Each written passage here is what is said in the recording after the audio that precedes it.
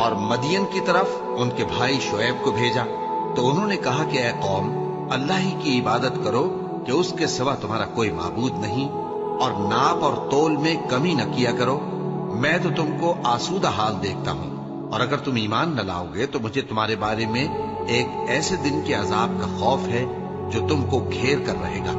اور اے میری قوم، ناپ اور تول انصاف کے ساتھ پوری کیا کرو، اور لوگوں کو ان کی چیزیں کم نہ دیا کرو، اور زمین میں خرابی کرتے نہ پھرو۔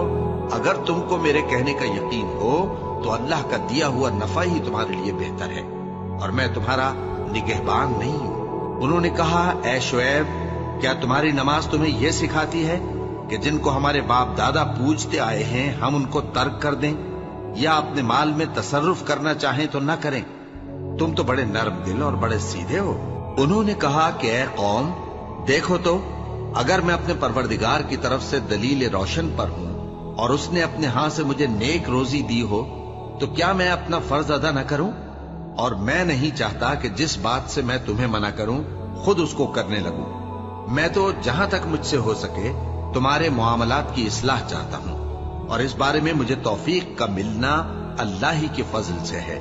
میں اسی پر بھروسہ رکھتا ہوں اور اسی کی طرف رجوع کرتا ہوں۔ اور اے قوم، میری مخالفت تم سے کوئی ایسا کام نہ کرا دے کہ جیسی مصیبت نوح کی قوم یا ہود کی قوم یا صالح کی قوم پر واقع ہوئی تھی ویسی ہی مصیبت تم پر واقع ہو۔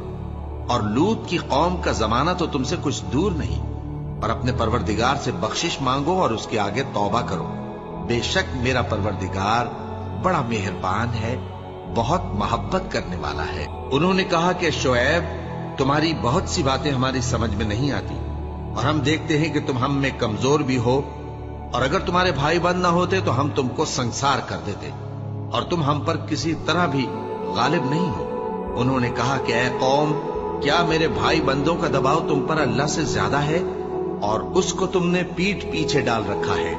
میرا پروردگار تو تمہارے سب اعمال کا احاطہ کیے ہوئے ہے۔